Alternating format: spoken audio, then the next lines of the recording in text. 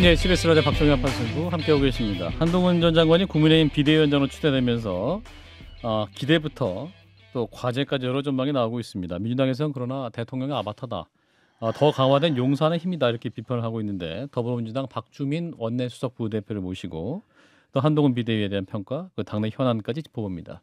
네, 의원님 어서 오십시오. 네, 안녕하십니까. 네, 진 교수님과 김 소장님 안녕하세요. 오랜만에 스튜디오에 모셨습니다. 네. 자, 한동훈 전 장관 이제 비대위원장인데, 자, 민주당 입장에서는 어떻게 평가하십니까? 많은 얘기가 나왔습니다. 일단 의원님 입장에서 첫 번째는 예상된 인물이었다. 예상된 인물이었다. 예, 지난주 정도부터 계속해서 이제 국민의힘에서 여러 이야기들을 듣는 모양새를 취했지만 예. 사실상 이제 한동훈 비대위원장 체제로 가기 위한 그림 만들기였다는 이야기가 계속 나왔었거든요. 예. 그래서 예상된 인물이었다 이런 거고, 두 번째는 한동훈 전 법무부 장관이 이제 비대위원장으로 오는 과정 자체가 너무 기이하잖아요. 그러니까 사실 대통령의 경로, 그것을 이유로 한 당대표의 사퇴, 이게 사실은 거의 한 80년대 초중반까지 있었던 그런 풍경이었던 것 같은데 그런 모습이 좀 재현된 측면에서 야, 이거 참 기괴하다, 이런 좀 인상을 갖고 있었죠. 예. 네. 근데 일각에서 이제 윤석열 대통령을 만든 것도 또 한동훈 장관을 집권 여당의 비대위원장으로 만든 것도 사실상 민주당이 아니냐 이런 비판이 있습니다. 저희가요? 예. 한동훈 비대위원장을 저희가 만들었다고요?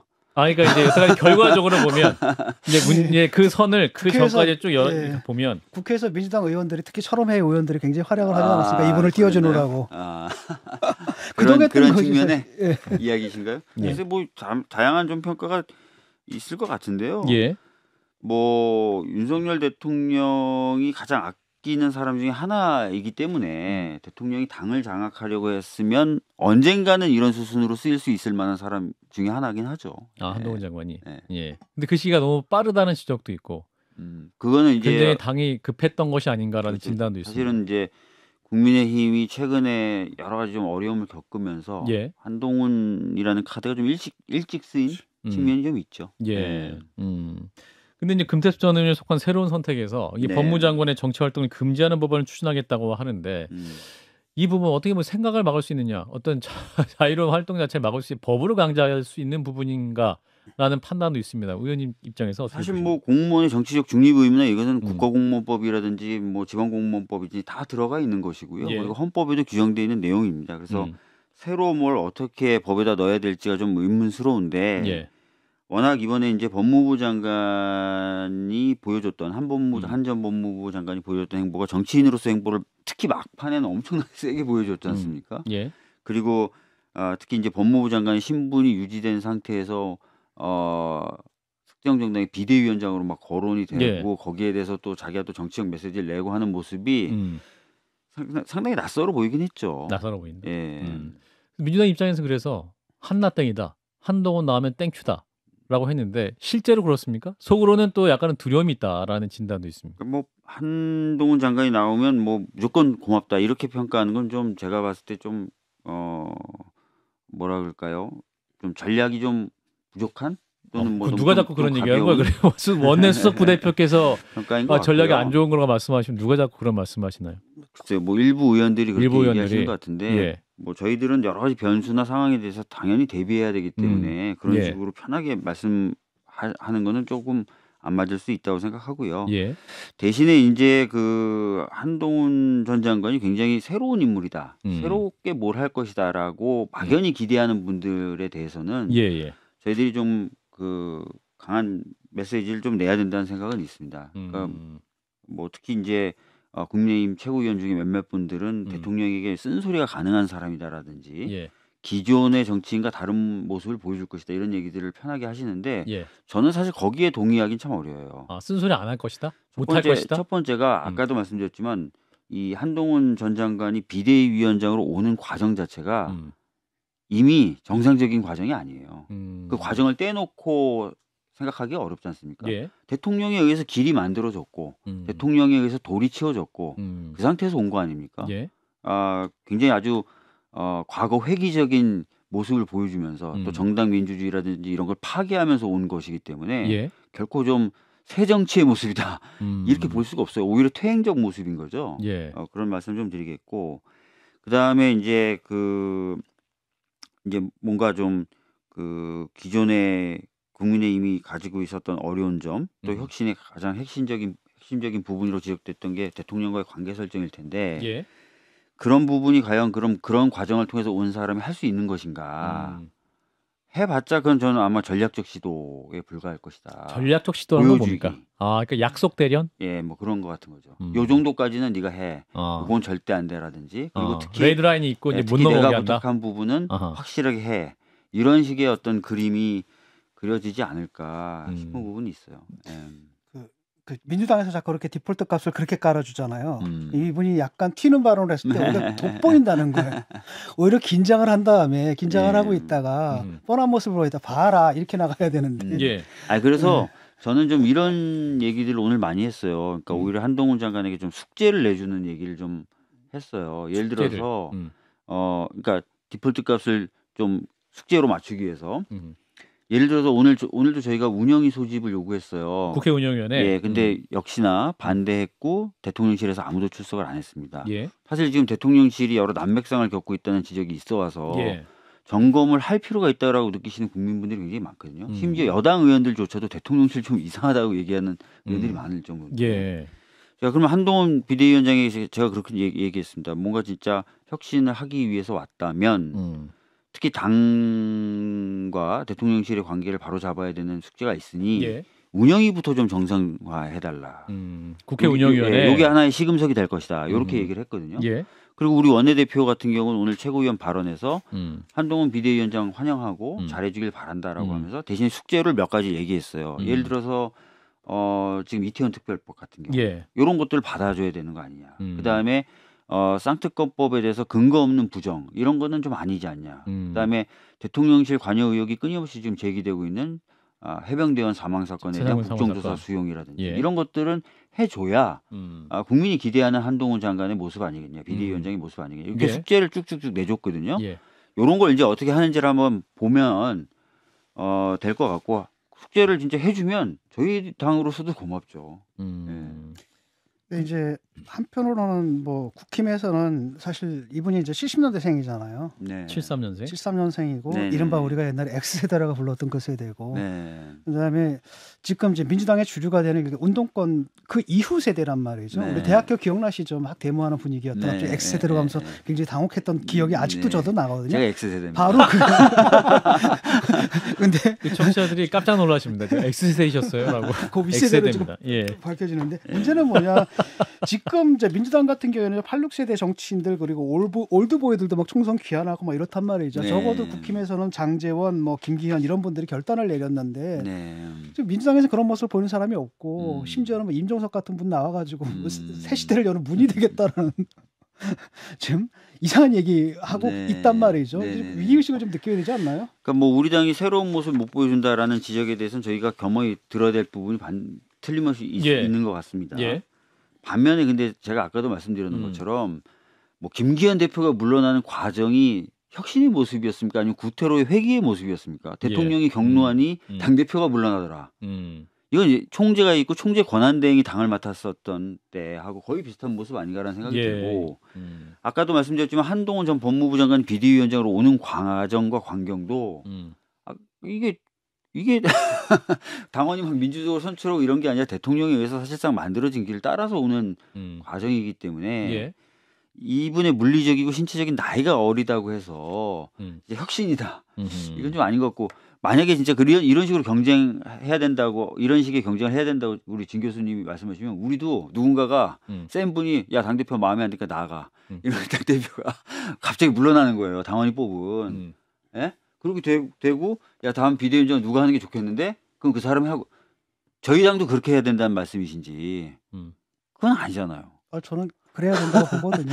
아니 누가 센 사람이 물러나 그럼 물러나고 아니 왜냐하면 김기현 체제는 이미 이제 이미 힘을 잃었다라는 게 많은 국민들의 판단이었고 예. 그다음에 이재명 대표 같은 경우에도 사실은 민주적으로 돼야 되겠죠 그게. 그걸 어떻게 바깥에 있는 유력자가 딱 찍으면 되고 딱 찍으면 이건 근데 해서는 안 되는 유력자가 일이죠. 찍었다고 좀 보긴 힘든 게 그분 물러나는 것도 굉장히 오래 걸렸고요. 그다음에 장지원 의원 같은 경우 굉장히 나중에 저항하고 뭐 이런 모습까지 보이지 않았습니까? 어쨌든 그 저는 어려운 과정을 통해서도 이분들은 그걸 해냈는데 해낸 게 아니라 당한 거죠. 당했던. 근데 민주당도 예를 들어가지고 내가 어떻게 역사상 이런 적이 없잖아. 이렇게 많은 혐의로 재판을 받고 있는 대표. 그로 인해 가지고 당이 지금 어떤 아젠다 파이팅도 못하는 이런 상태 속에서 물러나야 될 분이 남아 있다는 거죠. 그러니까 당연히 국민들은 저쪽은 물러나는데 이쪽은 안 물러나라는 질문을 할 수밖에 없다는 거죠. 저는 근데 이 대통령이 찍어서 당대표가 2번이나 연속해서 물러나고 하는 모습 자체가 예. 두 명이나 당대표가 물러나는 모습 자체가 혁신이라고 평가하는 광경도 저는 상당히 기괴한 광경이라고 생각합니다. 자, 이런 네. 상황에서 이제 한동훈 비대위원장이 26일 날 국민의힘 전국위원회 인준을 거쳐서 이제 공식적으로 비대위원장으로 서게 될 텐데, 그러면 이제 이재명 당대표의 만남이 당연히 이루어지겠죠? 그렇겠죠. 예. 네. 이재명 대표도 그럼 한동훈 비대위원장을 만날 마음이 있으신 겁니까? 이전에 김기현 대표는 잘 안 만나셨던 것 같은데. 아니 당연히 만나는 겁니다. 당연히 만납니까? 만나는 거고 여러 과정을 통해서 만날 수밖에 없고 그런 상황입니다. 근데 이제 그런 부분이 있는 거죠. 왜냐하면은 정부가 사실은 야당의 대표를 인정하지 않은 상황이었기 때문에 당 대표 간의 만남도 그렇게 자연스럽게 이루어지지 못했던 부분이 있는 거예요. 예. 그러나 뭐 공식 행사들도 이제 계속 있게 되는 것이고 또 같은 공간에서 있다 보면 자주 만나게 되는 거죠. 의식을 하든 의식을 하지 않든. 그래서 뭐 만남은 이루어질 것으로 보여지고요. 예. 메시지를 뭐 한동훈 장관이 전 장관이 어떻게 바꾸냐 마냐 이거는 뭐 지금 뭐 어떻게 될 거라고 예상하는 건 뭐 의미가 없는 것 같고요. 예. 자, 이제 임명이 되고 나면 가장 첫 번째 일종의 바로미터가 되는 건 김건희 여사 소위 말하는 이제 도이치모터스 주가 의혹 조작 특검 관련된 얘기가 될 텐데 이게 지금 28일에 처리를 하는 건 일정대로 진행하시는 거죠? 네, 뭐 아시다시피 국회법상 22일이 지나면 이는 첫 본회의에 자동 상정하게 됩니다. 그래서 특별한 사정이 없으면 상정을 해서 처리하는 것이죠. 그리고 처리할 때의 정족수는 보통 법안을 처리할 때 일반 정족수이기 때문에 뭐 큰 변수는 없을 것으로 보고 있습니다. 지금 뭐 보수 언론도 그렇고 한동훈 장관도 일부 얘기를 꺼내는 것이 독소 조항 제거하고 총선 뒤에 하자. 네. 그러면 대통령이 그러면 특검을 통과시켜주겠다. 뭐 이런 얘기도 나오고 오늘 또 동아일보 보도해 보니까 그러한 주장 자체가 총선 끝나고 특검 받는 것이 불쾌하다 이런 입장도 같이 나오고 있던데 좀 어떻게 될 거라고 보십니까? 그러니까 지금 독소 조항을 제거하자라고 한동훈 전 장관이 얘기했다 그래서 제가 잠깐 그 워딩을 좀 살펴봤더니 대표적으로 지적하는 게 이제 언론에 대해서 수사 상황에 대해서 일정 정도 브리핑하는 것을 지적했더라고요. 중계하는 상황이다. 네, 근데 이것은 아시다시피 최순실 특검 때부터 있던 규정이 거의 기계적으로 반복적으로 모든 특검에 들어가고 있어서 특검이 원래 그런 것이다. 예, 계속 해왔던 거고 윤석열 대통령이 검사 시절에 특검을 할 때도 계속 브리핑을 했었던 물론 대변인이 했지만요. 그렇기 때문에 지금 와서 갑자기 그게 독소 조항으로 둔갑하는 건 좀 이해가 안 가고요. 시기에 대해서도 독소 조항인 것처럼 언급을 했더라고요. 근데 저희가 계속해서 그 55 클럽이나 이런 부분은 국민적 논란도 있고 하니 합의해서 빨리 처리하자라고 국민의힘 쪽에 요구를 했었고 국민의힘이 안 받아들이다 보니까 패스트 트랙으로 갈 수밖에 없었고 패스트 트랙을 가다 보니까 그 모든 기간을 다 채우고 지금 처리할 시간이 된 거지. 저희들이 지금 뭐 처리하자고 주장한 적이 한 번도 없어요. 오히려 이 상황을 만든 거는 국민의힘이다. 국민의힘이기 때문에 그 주장도 사실은 맞지 않는 주장입니다. 그렇기 때문에 독소 조항이라고 말하는 거 정치적으로 시점을 선택했다는 거 다 좀 말이 안 되고요. 그렇기 때문에 이걸 이유로 총선 이후에 하자는 것도 당연히 말이 안 되는 주장이죠. 저희들이 봤을 때는. 협상을 할 수는 있잖아요. 뭐 그렇다 치더라도 그러니까 시기를 조정하거나 뭐 시기를 조정할 수도 있는 거 아니겠습니까? 정말로 이게 총선에 이용해 먹으려는 의도가 아니라 정말 진정으로 진상 규명을 바라는 것이 민주당의 정말 진의라면 총선 이후로 미뤄도 되는 거고 또 다른 한편으로는 이거 생중계하는 것도 사실은 그 조국 추미애 장관 하에 내에서 피의 사실 공표라는 것은 뭐 범죄다라고 하면서 사실상 그걸 또 없앴던 측면이 있지 않습니까? 근데 그런 그 민주당의 기존의 입장하고도 충돌하는 부분이 있기 때문에 이 정도는 그 타협이 가능하지 않을까, 협상이 가능하지 않을까. 그래서 사실은 특검법이라는 게 역사적으로 여야가 합의해서 통과했잖아요, 늘. 한 번도 한쪽에서 일방적으로 통과한 적이 없잖아요. 그런 측면에서 이 두 가지 정도는 조정이 가능하지 않을까요? 합작상. 뭐 시기라는 부분에 있어서 말씀을 드린다면 이제 한동훈 전 법무부 장관이나 뭐 윤석열 대통령이 검사 시절에 했던 워딩들을 그대로 돌려드려야 될 것 같아요. 죄를 범했다면은 그래서 수사를 받아야 된다면 직위 고하를 막론하고 법과 원칙에 따라 받으면 되는 거죠. 예. 지금 와서 이게 뭐 총선 뒤로 미뤄야 된다, 정치적 고려를 해달라라고 하는 것 자체가 그동안 켜켜이 쌓아놨던 그 두 분들의 워딩하고는 완전히 배치되는 말들이라서 이게 이제 아마 언론에서도 요런 워딩에 대해서 굉장히 비판을 좀 세게 하고 있는 걸로 알고 있습니다. 그래서 예. 벌써 정치인이 다 되셨네 이런 느낌이 들 정도로 앞뒤 안 맞는 말씀을 하기 시작하셨는데 여의도 정치나 원래 그런 겁니까? 여의도 사투리 여의도 사투리 팍팍 쓰고 계신데 벌써부터 예.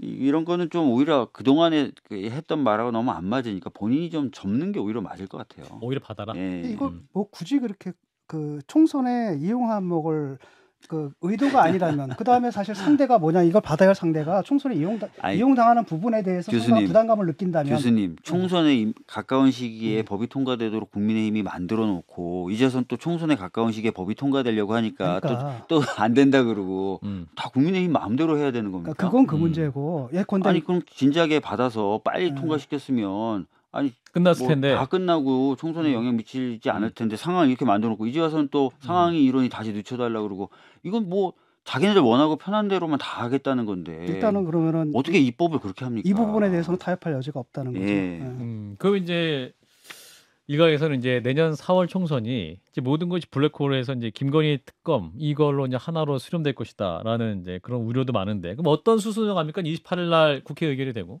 하면 이제 대통령이 거부권 행사를 가게 될 확률이 높은 상황으로 보이죠. 뭐 많은 분들이 그렇게 예측을 하고 계시죠. 거부권을 행사할 것이다. 이미 이제 한동훈 전 장관도 장관임에도 불구하고 굉장히 이것도 부적절한데 장관인데 국회에서 지금 하는 법을 악법이다라고 딱 찍었더라고요. 그게 장관이 할 수 있는 워딩인지 모르겠습니다. 근데 참 너무 심한 분인데 그렇게 워딩을 하면서 악법을 규정했기 때문에 뭐 거부권 행사할 것이다라는 관측이 더 우세한 측면이 있게 됐죠. 근데 한 번만 더 반복해서 말씀드리겠습니다. 장관이 국회에서 하는 법을 딱 찍어서 이건 악법이다. 그것도 기자 앞에서 쫙 해놓고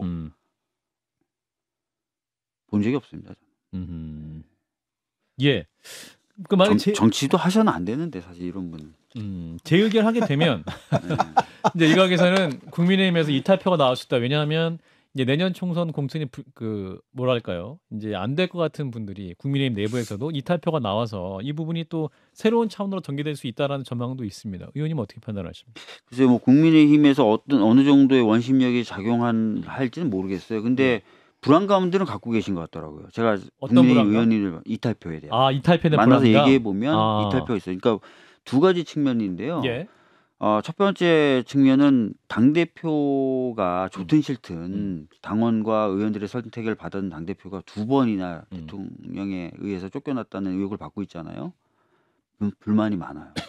당내에서? 네. 이게 말이 되냐라고 얘기하는 의원들이 많습니다. 부글부글하지만 전면에서 나서서 말씀을 못하지만 그 다음에 또 하나 이제 공관위가 돌아가면 공천에 대한 불만도 있겠죠. 이제 뭐 그쪽에서는 새로운 물을 가져오겠다고 하지만 봤을 때는 이게 만약에 소위 말하는 검찰이나 또 이런 쪽 인물을 꼽는다 그러면 납득하시기 어려운 분들이 생기시겠죠. 국민의 내부에서. 그러면 두 가지 이제 원심력이 작용은 할 수 있을 것 같습니다. 근데 어느 정도 규모고 어느 정도 파장을 가지고 올지는 저도 잘 모르겠어요. 민주당 얘기도 좀 해야 돼서 가면 안 될까요? 이제? 민주당 얘기가 워낙 원하시지 않으시는 거 근데 해야 돼서 이제 균형을 맞춰야 돼요. 이제 국민의힘 얘기를 충분히 했기 때문에. 아니 진중권 교수님이 계속 균형을 맞춰주고 계셨잖아요.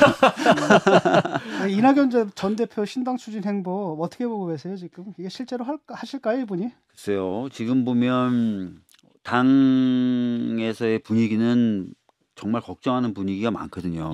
그리고 특히 의원들도 반대하는 의원들이 많고 그런 분위기가 충분히 저는 전달됐을 거라고 생각합니다. 그래서 안 하시리라 믿고 안 하셔야 된다는 말씀을 좀 드리겠습니다. 안 하셔야 된다. 조건이 뭐냐면 통합비대위 아니겠습니까? 근데 통합비대위라는 것 자체가 사실상 비대위가 꾸려지려면 대표가 사퇴를 해야 되는 상황인데 이재명 대표가 뭐 이 안을 받을 수가 있을까요? 통합 비대위라는 말 자체가 나오는 것을 잘 이해 못하는 게 당내 지금 분위기예요. 특히 의원들 같은 경우에는 지금 당에서 그럼 이재명 대표가 엄청나게 뭔가 잘못을 해서 진짜 물러나야 되고 그래서 비대위가 와야 되고 그 정도로 또 당이 혼란스럽고 이렇게 생각하지 않는다는 겁니다. 의원들 대다수가? 예, 그래서 이 주장 자체가 죄송한 말씀이지만 약간 많은 의원들이 듣기에는 공감하기가 굉장히 어려운 그런 말씀이시라서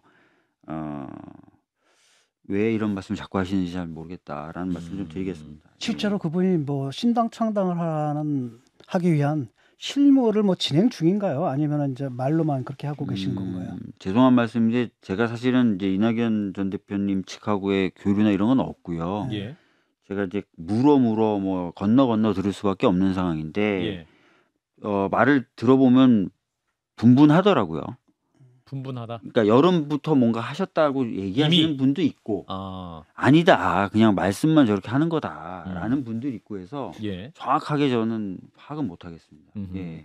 이제 관건은 결국 이재명 대표가 이낙연 전 대표를 직접 만나시거나 혹은 설득을 하시는 그런 작업도 좀 필요해 보이는데 만나실까요? 네. 아니 뭐 지금 다 두루두루 만나고 계시고 당연히 이낙연 전 대표도 만나셔야 되고 만나시겠죠. 네. 김종민 의원이 이재명 대표가 사실 그 당원 고치지 않았습니까 이번에? 네네. 그게 이제 결국 다시 당 대표의 재선을 노리고 있다. 그걸 내년 8월에 수순이다라고 얘기했는데 다시 재선을 위한 어떤 포석이다. 뭐 이런 그러니까 이게 아마 대의원과 당원의 그 일반 당원의 표의 가치를 조정한 거를 그 부분을 지적한 거죠. 같은데 이 부분 좀 오해를 하시는 것 같아요. 왜냐하면 이것을 고쳐야 된다는 주장은 상당히 오래 전부터 있었습니다. 민주당 내에서 저만 해도 제가 최고위원회 출마할 때도 이 얘기를 했었고 그 무렵에 저하고 비슷한 주장을 하시는 최고위원 후보자들도 많았고요. 그 이후에 전당대회가 있을 때마다 이건 주제가 되어 왔습니다. 그리고 제도를 설계할 당시, 즉 대의원 제도를 처음에 설계할 당시에 그 회의록이나 자료를 보면요, 대의원의 표의 가치를 일반 당원이 한 20배 정도 안팎으로 하자는 논의가 그 당시에 있었어요. 그래서 그 정도 수준으로 맞춘 거기 때문에 이게 갑자기 뜬금없이 나온 거고 특정인의 뭔가를 위해서 나온 건 아닙니다. 그리고 이 부분에 대한 당원의 요구도 상당히 오래 전부터 있어 왔거든요. 그래서 이렇게 얘기하시는 건 오해라고 생각하시면 좀 좋을 것 같아요. 오해이기도 하고 실제로 그러면 2번 하신 게 당원들이 용인을 할 수 있는 그러한 시나리오일까요? 아니 2번 한다는 것에 대해서 누구도 얘기하지 않고 있는데 김종민 의원님한테 생각하셔야 되는 것 같은데. 아니 그러니까 2번 한다라는 것 자체를 용인할 수 있냐라는 거죠. 민주당 분위기가 지금 민주당 아니 아예 지금 전당대회에 대해서는 대부분 사람들이 지금 머리에도 없는데 지금 총선이 앞에 근데 있고. 그런 걸 룰부터 고쳤으니까. 아니 그거는 혁신이가 제안을 했고 혁신이가 제안했던 것들 중에 일부는 그러면 받아들여주면서 정리를 해줘야 되잖아요. 혁신이가 하는 일은 하나도 없고 딱 그거 하나 하고 갔네요. 그러면 혁신이가 했는데 아무것도 안 하고 그냥 그러니까 혁신이가 혁신을 한 게 아니라 사실은 사실 그분들 좋아하는 일만 하고 간 거죠. 그렇게 평가하시면 안 되고 제가 말씀드렸던 것처럼 이거는 오래된 역사를 가진 논의라서요. 네, 일단 오늘 여기까지 하도록 하겠습니다. 박주민 더불어민주당 원내수석부대표였습니다. 고맙습니다. 네. 좋아요, 구독, 알림 설정.